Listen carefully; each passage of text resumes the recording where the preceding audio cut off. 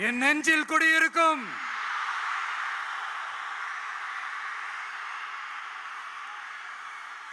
புதுச்சேரி மக்கள் உங்கள் அனைவருக்கும் என்னுடைய வணக்கம். வணக்கம் வணக்கம். எல்லாரும் எப்படி இருக்கீங்க?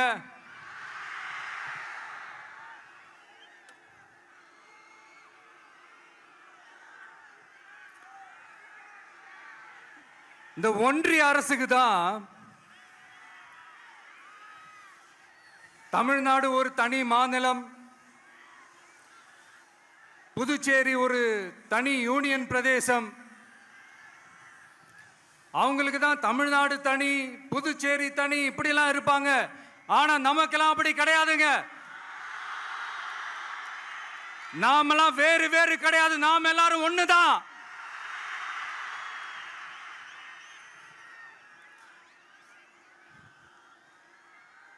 தமிழ்நாடும் புதுச்சேரியும் தனித்தனியாக இருந்தாலும் நாம் எல்லாரும் ஒண்ணுதான். நாம் எல்லாரும் சொந்தம் தான்.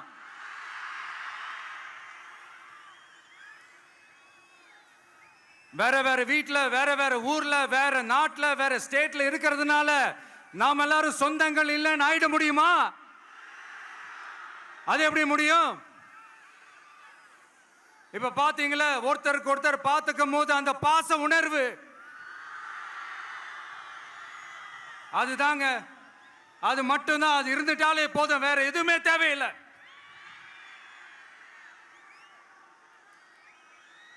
அதனால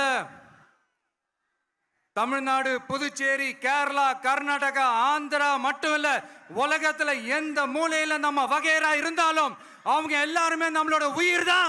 அவங்க எல்லாருமே நம்மளோட உறவு தான்.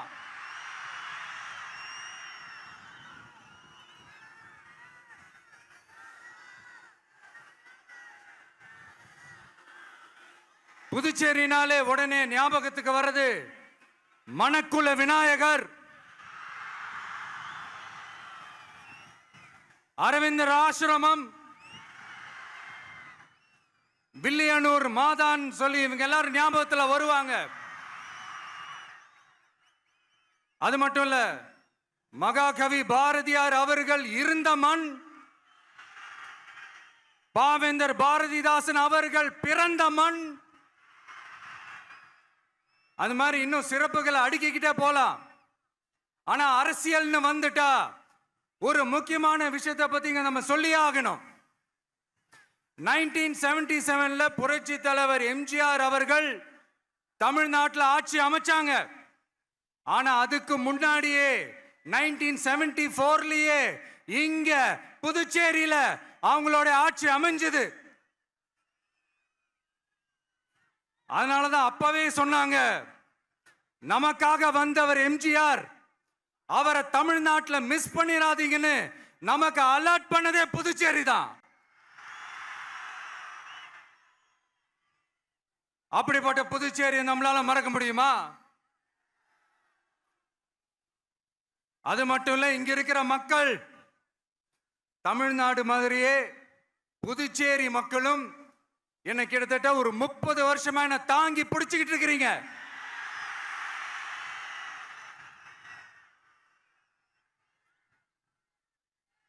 அதனால இந்த விஜய் தமிழ்நாட்டுக்கு மட்டும்தான் குரல் கொடுப்பான்னு நினைக்காதீங்க.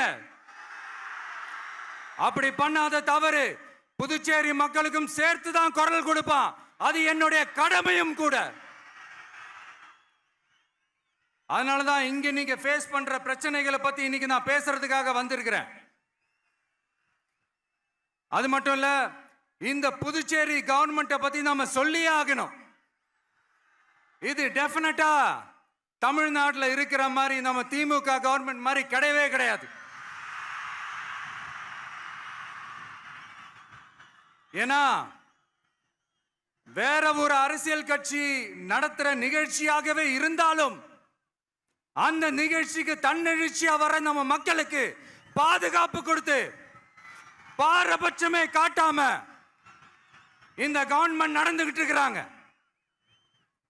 அப்படிப்பட்ட இந்த புதுச்சேரி கவர்மெண்ட்டுக்கும் நம்ம புதுச்சேரி சிஎம் சார் அவர்களுக்கும் இந்த நேரத்தில் என்னுடைய மனப்பூர்வமான நன்றிகளை தெரிவிச்சுக்கிறேன். இத பார்த்தாவது தமிழ்நாட்டில் இருக்கிற அந்த திமுக கவர்மெண்ட் கத்துக்கிட்டா நல்லா இருக்கும்.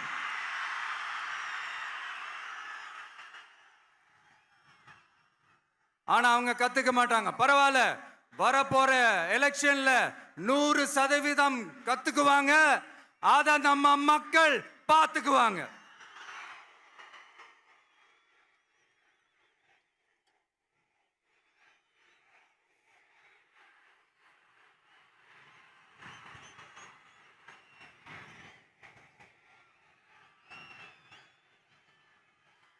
புதுச்சேரியில் இருக்கிற கவர்மெண்டோட கூட்டணி ஆட்சியில் இருந்தாலும் புதுச்சேரிய ஒன்றிய அரசு எதிலையுமே கண்டுக்கல என்றது புதுச்சேரி மக்களான உங்களுக்கு நல்லாவே தெரியும். மாநில அந்தஸ்து கோரிக்கையை மட்டுமா கண்டுக்கல, இங்க வளர்ச்சி ஏற்படவும் துணை நிக்கவே இல்லைன்னு கேள்விப்படுறோம். இந்த புதுச்சேரிக்கு இன்னும் மாநில அந்தஸ்து கொடுக்கல. மாநில அந்தஸ்து வேணும்னு கேட்டு பல முறை சட்டசபையில தீர்மானம் போட்டு ஒன்றிய அரசுக்கு அனுப்பி வச்சுக்கிட்டே இருக்கிறாங்க. இந்த வருஷம் கூட மார்ச் மாசம் 27ஆம் தேதி 2025 அன்னைக்கு ஒரு தீர்மானம் போட்டாங்க. அது மாநில அந்தஸ்து வேணும்னு கேட்டு ஒன்றிய அரசுக்கு அனுப்புற 16வது தீர்மானம். புதுச்சேரி காரைக்கால் பகுதிகளில் மூடப்பட்ட 5 மில்கள், பல்வேறு தொழிற்சாலைகளை மீண்டும் திறக்கிறதுக்கு இதுவரைக்கும் ஒரு துரும்ப கூட கிள்ளி போடல. பல்லாயிரக்கணக்கான இளைஞர்களோட வேலை வாய்ப்புக்காக எதையுமே செய்யல. இங்க ஒரு ஐடி கம்பெனி உருவாகணும்ன்றது எண்ணமே இல்லை. அதை பத்தி யார் பேசினாலும் அது அவங்க காதல விழவே விழல. இங்க ஒரு அமைச்சரை ஊழல் குற்றச்சாட்டுல பதவி விட்டு நீக்கப்பட்டு அந்த இடத்துக்கு இன்னொருத்தரை நியமிச்சு 200 நாள் ஆச்சு. இன்னும் அவருக்கு ஒரு இலாக்காவே தரல. இந்த செயல் சிறுபான்மை மக்களை அவமானப்படுத்துறதுன்னு அந்த மக்களே சொல்றாங்க. புதுச்சேரியோட முக்கிய அங்கமாக இருக்கிற காரைக்கால், மாகே, ஏனாம் பகுதிகளில் எல்லாம் முன்னேற்றமே இல்லைன்னு அந்த பகுதி மக்கள் சொல்லிக்கிட்டே இருக்கிறாங்க. குறிப்பா காவிரியோட கடைமடை பகுதியான காரைக்காலை மொத்தமா கைவிட்ட மாதிரி தான் இருக்குது. இது எல்லாமே முன்னேற்றம் அடையணும். டூரிஸ்ட் பிளேஸ் ஆன புதுச்சேரியில போதுமான அளவு பார்க்கிங் வசதி இல்ல, போதுமான அளவு கழிப்பறை வசதி இல்ல. இதெல்லாமே மேம்படுத்தணும். புதுச்சேரி கடலூர் மார்க்கமான ரயில் திட்டம் வேணும்ங்கிறது நீண்ட கால கோரிக்கை. புதுச்சேரி மக்களுக்கு ஒன்னே ஒண்ணுதான் சொல்லணும், இந்த திமுகவை நம்பாதீங்க. அவங்களுக்கு உங்களை நம்ப வச்சு ஏமாத்துறது தான் அவங்க வேலையே. நான் சொன்ன பல கோரிக்கைகளை எல்லாம் தீர்த்து வைக்கிறதுக்கு நம்ம புதுச்சேரி கவர்மெண்ட்டுக்கும் அதோட மக்கள் திட்டங்களுக்கும் ரொம்ப அக்கறையா உண்மையா துணை நிற்கிறோம். தமிழ்நாட்டை ஒதுக்குற மாதிரி புதுச்சேரியும் ஒதுக்க கூடாதுன்னு நாங்க கேட்டுக்கிறோம்.